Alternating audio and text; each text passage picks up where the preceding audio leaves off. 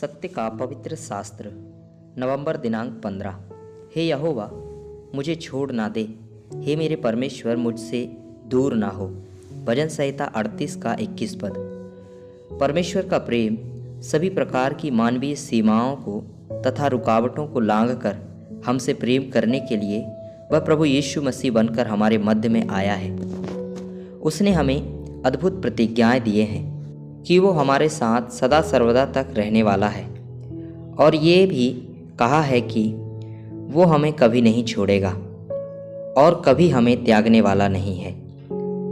पहला यूहन्ना की पत्री 4 अध्याय 9 और 10 पद। जो प्रेम परमेश्वर हमसे रखता है वह इससे प्रकट हुआ कि परमेश्वर ने अपने इकलौते पुत्र को जगत में भेजा है कि हम उसके द्वारा जीवन पाएं।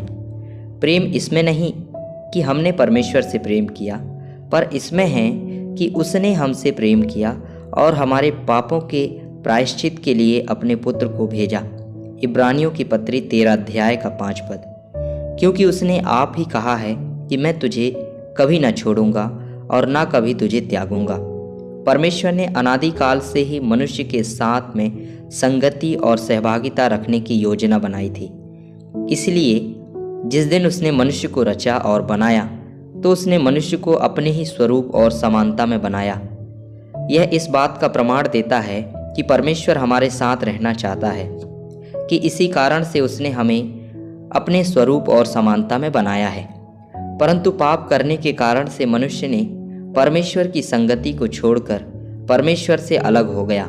ऐसे मनुष्य को ढूंढने और बचाने के लिए प्रभु यीशु मसीह इस जगत में आए और उन्होंने अपना प्राण क्रूस पर बलिदान करके लहू बहाकर प्रायश्चित को पूरा किया है, अर्थात परमेश्वर और मनुष्य के बीच के उस अलगाव को दूर करके मेल मिलाप का कार्य पूरा किया है। उसने हम पापी और अधर्मी लोगों को धर्मी ठहरा दिया तथा परमेश्वर के साथ हमारा मेल मिलाप करा दिया। रोमियो की पत्री 4 अध्याय का 24 और 25 पद।